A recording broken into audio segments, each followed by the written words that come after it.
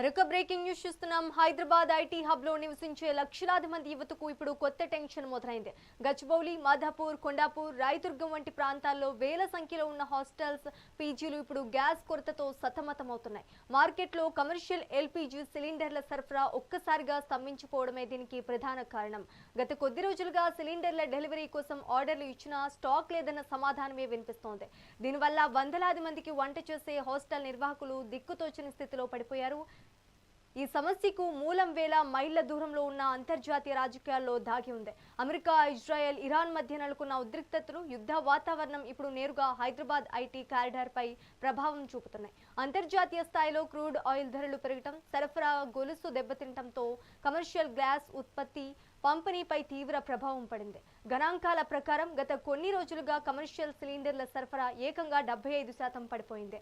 అంటే 100 సిలిండర్లు అవసరమైన చోట కేవలం 25 మాత్రమే అందుబాటులోకి వస్తున్నాయి. ఈ లోటును పూడ్చడం హాస్టల్ నిర్వాహకులకు అసాధ్యంగా మారింది.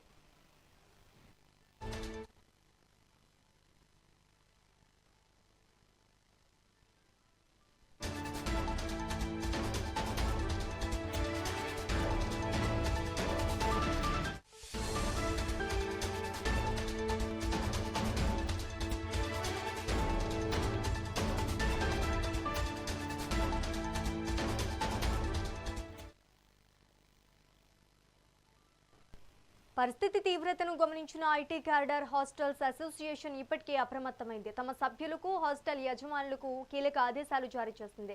గ్యాస్ పొదుపు చేయని పక్షంలో త్వరలోనే పూర్తిగా వంటను నిలిపివేయాల్సిన పరిస్థితి వస్తోందని హెచ్చరించింది. దీనిలో భాగంగా హాస్టల్స్ లో కొన్ని కఠిన నిర్ణయాలు అమల్లోకి వస్తున్నాయి. ప్రతిరోజు అందించే టీ, కాఫీ సౌకర్యాలను తక్షణమే నిలిపివేస్తున్నారు. ఉదయం అందించే బ్రేక్ఫాస్ట్ మెనూలో కొత్త విధిస్తున్నారు. కొన్ని చోట్ల కేవలం ఒక్క పూట మాత్రమే భోజనం అందించేందుకు సన్నాహాలు చేస్తున్నారు. ఈ పరిణామాలతో ఐటీ ఉద్యోగాల్లో ఆందోళన మొదలైంది. రోజంతా ఆఫీస్ పనులతో బిజీగా ఉండే టెక్కీలకు హాస్టల్ ఫుడ్ మాత్రమే ప్రధాన ఆధారం. ఇప్పుడు హాస్టల్ గ్యాస్ లేదని చేతులెత్తేయటంతో ప్రత్యామ్నాయాలు చూసుకోవాలని నిర్వాహకులు సూచిస్తున్నారు. ఇక ఇదే అంశానికి సంబంధించి మరింత సమాచారం మా కరెస్పాండెంట్ రాణి అందిస్తారు. రాణి, చెప్పండి.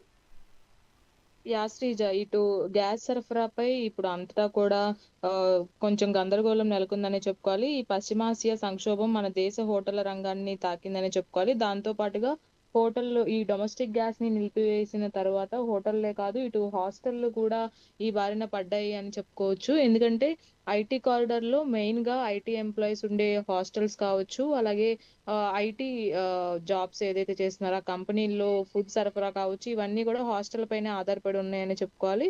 ఈ హాస్టళ్లు కూడా ఈ డొమెస్టిక్ గ్యాస్ నిలిపివేసిన తర్వాత గ్యాస్ కొరత ఏర్పడడంతో కేవలం ఒక్క పూట మాత్రమే వాళ్ళకి భోజనం అందిస్తున్నట్లుగా తెలుస్తుంది. దీంతో మొత్తం ఈ అసోసియేషన్ వాళ్ళు కూడా కొంచెం డిస్కస్ చేస్తున్నట్టుగా కూడా తెలుస్తుంది. ఏ విధంగా ముందుకు వెళ్ళాలి, దీని ప్రత్యామ్నాయంగా ఎలా తీసుకువెళ్ళాలి అనే ఆలోచనలో కూడా ఈ హాస్టల్ యాజమానులు కూడా ఉన్నట్లుగా తెలుస్తుంది. కాకపోతే తీవ్ర ఇబ్బందులకు ఇటు ఐటీ ఎంప్లాయీస్ కూడా గురవుతున్నారని చెప్పుకోవాలి. ఆల్రెడీ హైదరాబాద్ లో కావచ్చు, అటు ఢిల్లీలో కావచ్చు, పలు ప్రాంతాల్లో ఇప్పటికే డొమెస్టిక్ గ్యాస్ సరఫరా నిలిపివేసినందున హోటళ్లు, పెద్ద పెద్ద రెస్టారెంట్స్ ఇవన్నీ కూడా మూతబడి కనిపిస్తున్నాయి. దీంతో పాటుగా ఇప్పుడు హాస్టళ్లు కూడా హాస్టల్ పై కూడా ఇదే ప్రభావం చూపడంతో వాళ్ళు కూడా తీవ్ర సంక్షోభం ఎదురయ్యే అవకాశం ఉందని కూడా చెప్తున్నారు. అయితే 1-2 రోజుల్లో వాణిజ్య గ్యాస్ సిలిండర్లు సరఫరా పరిస్థితి మెరుగుపడకపోతే తమ వ్యాపారాలను మూసివేయక తప్పని పరిస్థితి ఎదురవుతుందని అటు వ్యాపారులు కావచ్చు, ఇటు హాస్టల్ యాజమానులు కావచ్చు ఆందోళన చెందుతున్న పరిస్థితి కనిపిస్తుంది శ్రీజ.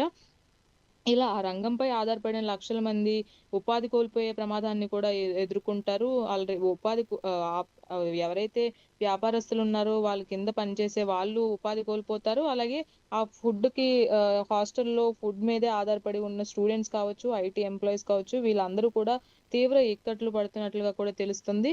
దేశవ్యాప్తంగా కూడా అన్ని ప్రధాన నగరాల్లోనూ ఇదే పరిస్థితి నెలకొందని ఇప్పుడు అర్థమవుతున్న పరిస్థితి. కాబట్టి ఈ పరిస్థితిని చక్కదిద్దేందుకు ప్రధాని మంత్రి మోదీ కూడా రంగంలోకి దిగారు. వివిధ శాఖల మంత్రులతో ఈ రోజు కీలక భేటీ నిర్వహించనున్నారు. అలాగే నిన్న ఆల్రెడీ ఒక భేటీ నిర్వహించారు. దేశ పౌరులకు చమురు అలాగే ఎల్‌పీజీ కొరత లేకుండా చూడాలని, సదరు మంత్రిత్వ శాఖలన్నీ కూడా సమన్వయంతో పనిచేయాలని ఆదేశించినట్లుగా కూడా ప్రభుత్వ వర్గాలు తెలిపాయి. ఏదేమైనప్పటికీ కూడా ఇప్పుడు ఈ సంక్షోభం వల్ల తీవ్ర ఇబ్బందులుకి గురవుతున్నారని చెప్పుకోవచ్చు. అటు చమురుకి సంబంధించిన పెట్రోలియం శాఖ మంత్రి హర్దీప్ సింగ్, కేంద్ర ఆర్థిక మంత్రి నిర్మలా సీతారామన్ కావచ్చు, వాణిజ్య శాఖ మంత్రి పీయూష్ గోయల్ కావచ్చు, తదితరులు కూడా ఇదే అంశంపై చర్చిస్తున్నట్లుగా తెలుస్తుంది.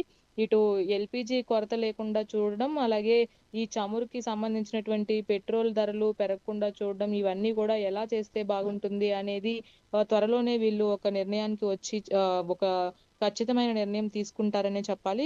అప్పటి వరకు కూడా ఈ నిరంతరంగా జరుగుతున్న ఈ గ్యాస్ సరఫరా అనేది కాస్త హోల్డ్‌లో ఉన్నట్లుగా తెలుస్తుంది. ముఖ్యంగా డొమెస్టిక్ గ్యాస్ హోల్డర్స్ ఎవరైతే ఉన్నారో ఆందోళన చెందవద్దు అని ప్రభుత్వం కూడా చెప్తుంది. దీనికి ప్రత్యామ్నాయంగా ఏదో ఒక మార్గం మేము చూపిస్తామని కూడా కేంద్రం చెప్తుంది. అయినప్పటికీ కూడా ఇటు హాస్టల్ యాజమానులు కావచ్చు, హోటల్ యాజమానులు కావచ్చు, వీళ్ళందరూ కూడా తీవ్ర ఆందోళనకి గురవుతున్నారనే చెప్పాలి Sreeja. Right, thank you for the update Rani.